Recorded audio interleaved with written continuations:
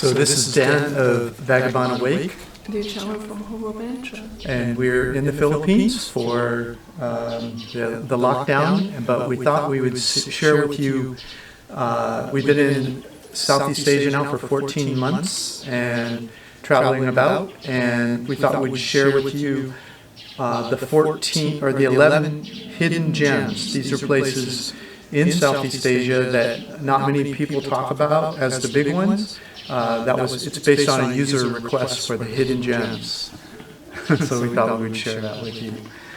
So a hidden gem basically is a place that people may be talking about, but it's not one of the preeminent ones, and not as many tourists maybe go there.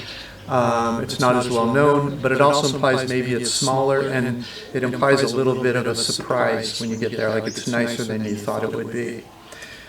So we're going to go from least interesting to the very most interesting at the end, and we're going to go with my rankings first.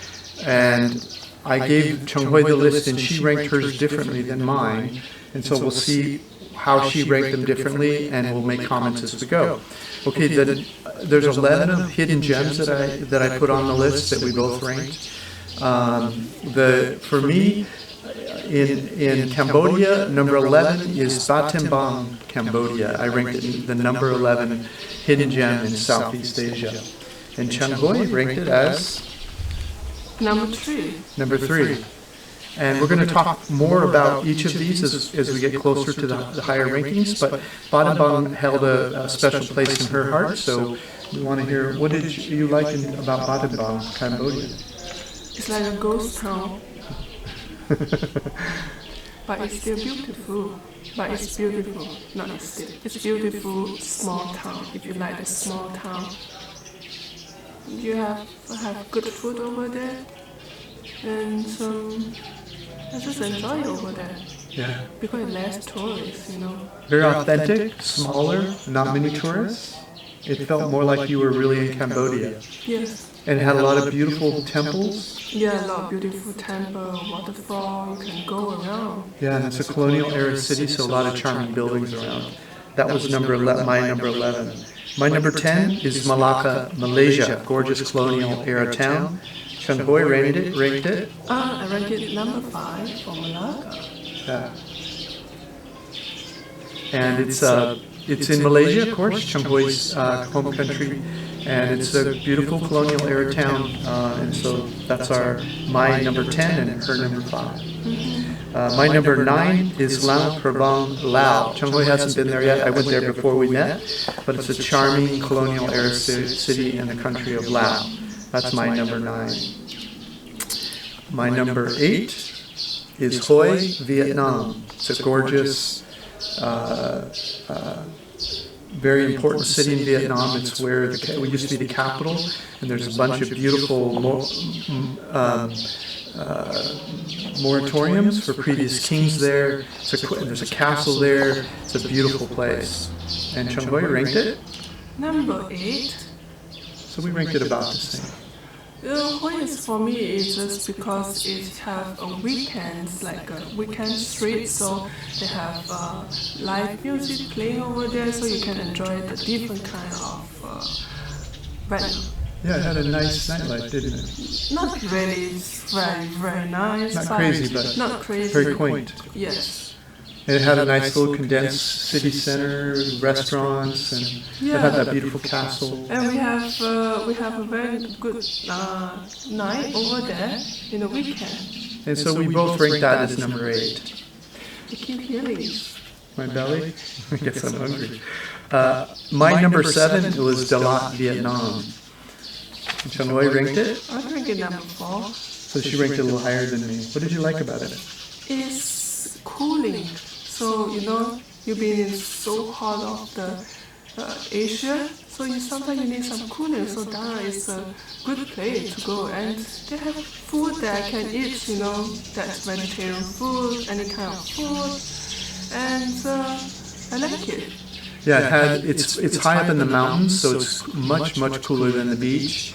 It had these gorgeous tea plantations that we went to, beautiful temples and rolling hills. You're surrounded a lot of greenery. It's a flower city also. It's Full of flowers. There's a lake in the middle of the city. It's quite charming. Number 6, I ranked 𝐾𝐆𝐀, Cambodia. Which is I rank in the same temple, Cambodia. Yeah, I really like it because it's full of in the city center. For some reason, it's drawing a lot of Europeans there that are bringing their food with them, and they're opening businesses, restaurants, bars, hotels. But it also has, it has Cambodians there. It's a nice mix of people, and it has a beautiful river running through the middle of the city. There's kayaking, and there's marijuana in the air if you're into that. I don't know much of that myself. Yeah, and there's a beautiful mountain nearby, and it just had a laid-back feeling to it. Maybe because everyone's stoned out of their mind, but you still remember the riverside? Yeah. You just sit over there, have a beer. Oh yeah, like $1.50 beers in all those bars.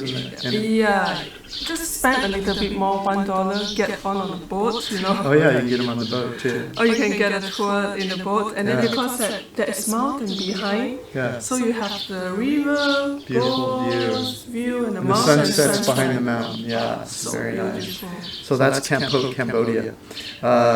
My number 5 is Krabi Town, Thailand. 𝐴𝐵𝐺. I rank it number 10. Number 10. Yeah.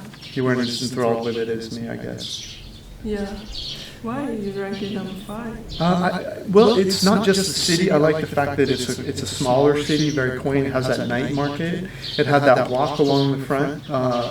There's a river walk along the front. And it wasn't full of tourists. I mean, there's some tourists there, and it would seem to be cheaper than a lot of parts of Thailand.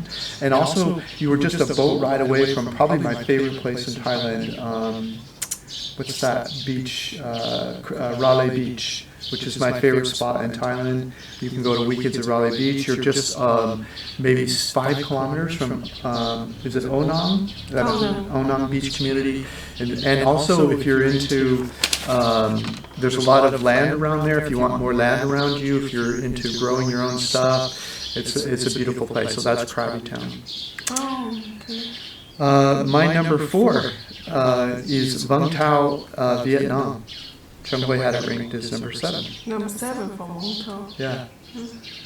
So you may remember we met Gary there in Vung Tau. It's a beautiful beachside community. The beaches aren't as beautiful as other parts of Vietnam, but they had really cheap food there. It's probably our favorite vegetarian restaurant in Vietnam was there. They had mountains around the city that we could climb up to. They had a Jesus statue up there. We have our favorite fresh coconut juice over there, which is like, I think like 8,000. It's like less than $1. Right.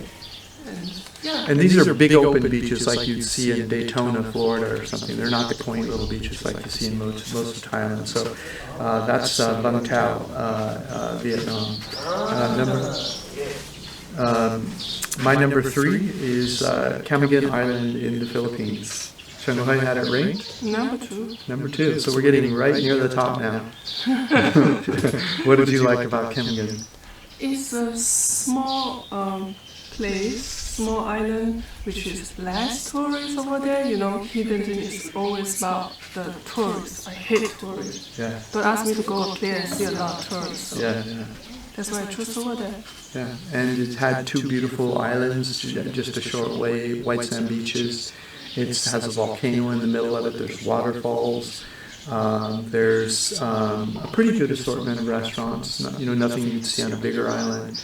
And it had a very relaxing feel to it. So it was a relaxing, enjoyable beach, and it's relatively cheap. It seemed like for what you're getting. So that's why I ranked it number 3. Before we tell you our top 2 hidden gems in Southeast Asia, we thought we'd just point out that all of the places we're talking about, plus 50 other ones all over the world, have Retire Cheap reports. Just come to Vagabond Buddha and check it out. Thanks for watching our video. Okay, my number 2 is Koh Lanta, Thailand, and 𝐶𝐵 had that ranked as number 9. Oh, I don't like that because too small until I don't like that feeling over there. Too small? Yeah, it's too small for me. Okay. It's not like 𝐵𝐻𝐻𝐻𝐻 Island. 𝐵𝐻𝐻𝐻𝐻 Island, you can go for waterfall, you can go for hike, you can go for beaches, you go for, you know, a lot of places you can do in 𝐵𝐻𝐻𝐻. Yeah. But in Koh Lanta, it's not really. Yeah, I don't remember any waterfalls there. The reason I rank Koh Lanta as a 2 is it's nice because it is a beach. The beaches are nice. The water is clean and beautiful, but it doesn't seem to have as many tourists as other parts of Thailand. It doesn't seem as developed, and it's more of a hippie feel. Oh, yeah. The resorts are smaller. Yeah. The restaurants are family owned. Yes. And so, you know, it's not as expensive as other parts of Thailand. And there's a co-working space there that I really love. I'm going to forget the name of it. Koh Hub. Koh Hub, yeah. It's the best place with the best food. Super cheap, really good food. You got to go to Koh Hub if you go to Koh Lanta. And there's an older part of the city across the island you can go to, which has a nice Chinese architecture area that you can really see, enjoy that part of the island. And there's a lot of older buildings there that are fun to, and then there's a night market, and so it's super laid back, relatively cheap, and so that's why to me it's a very easy place to live, and it's very cheap, and it has that Thailand feel to it, and it's not as expensive as other parts of Thailand, so it's kind of a quaint version of Thailand, but it's definitely not as developed as most of Thailand. The roads aren't all finished, the prices aren't as high, and it doesn't have the sex tourism, which I prefer myself, that other parts of Thailand do. Okay, let's see. Koh Lanta was 2 for me. My number 1 place for hidden gems in all of Southeast Asia is Pai, Thailand. It's a mountain place. Yeah, it's a mountain place. Also, it's number 1 for me. Yeah, we both ranked that number 1 hidden gem in all of Southeast Asia. You still have a lot of tourists over there. Not get me wrong, but it's not like other places. I like the food over there. You can go to any temple. You can do your meditation over there. You can go to swim as well. Yeah. I remember, but we went there, it's have like a rainy season, so it's not good for you to go swim on the waterfall side, which I didn't go see the waterfall. Then so it's have a lot of activity that you can do it over there. Right. And I love the weather over there, and food over there is good.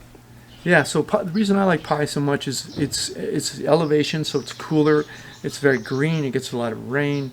It remind me a little bit of Bali, Indonesia, but not so crowded, not so well known, and not as many people, either tourists or locals. It's more of a mountain retreat, but it had that greenery, it had the rolling hills, it had the rice, terraced rices, and it had that bamboo walkway. Yeah. It had all the Buddhas everywhere. So it's a very nice place. Very nice. And it had a nice walkable nightlife street with all different kinds of food from all over the world. Oh, they have a good live music over there. Live music. Wow. Yeah, and it was relatively cheap. Like our hotel, we had a really nice hotel there. Very nice hotel. It's like $13 or something. Yes, it's very, very cheap. Yeah. Very nice hotel. Very beautiful news hotel. Yeah, so it just had a really nice feel to it. And even the tours were cheap. We were paying like $5 for tours. So. And you can have a local food like less than $1, if I'm not mistaken. The night market had like $1 and less dishes. Some were more, and then they have nice restaurants too if you want to go out to dinner somewhere. Yeah, you want to have a Western food restaurant. You want to have a local restaurant food, you know, everything is nice over there. Yeah, so think of Bali, Indonesia 25 years ago. So. Yeah. All right, so those are our hidden gems for Southeast Asia. Oh, I remember why I don't like Bali, because that the tourists over there and the tourists in Pai is totally different. The tourists in Bali is more like ego ones. Like I hear spend like $100, like $1,000 for the room, for this, for that. You know the way they talk, action. But in Pai, it's more like a hippie tourist. Yeah. So they are more like enjoying each other. You know, more comfortable. They don't disturb you. You will not see those high-nosed tourists around. Yeah, that is why I choose that. There's no there's no techno all-night partying in Pai. It's more of a laid-back atmosphere, like you see in Bali. So. It's very hippie place. Yeah. Yeah. So. Anyway, thanks for checking in. We appreciate. Visit Vagabond Buddha if you'd like to see the reports for each of these places. We write retired cheap reports all over the world, and just keep watching our videos. Please subscribe, and we look forward to seeing you in the next video.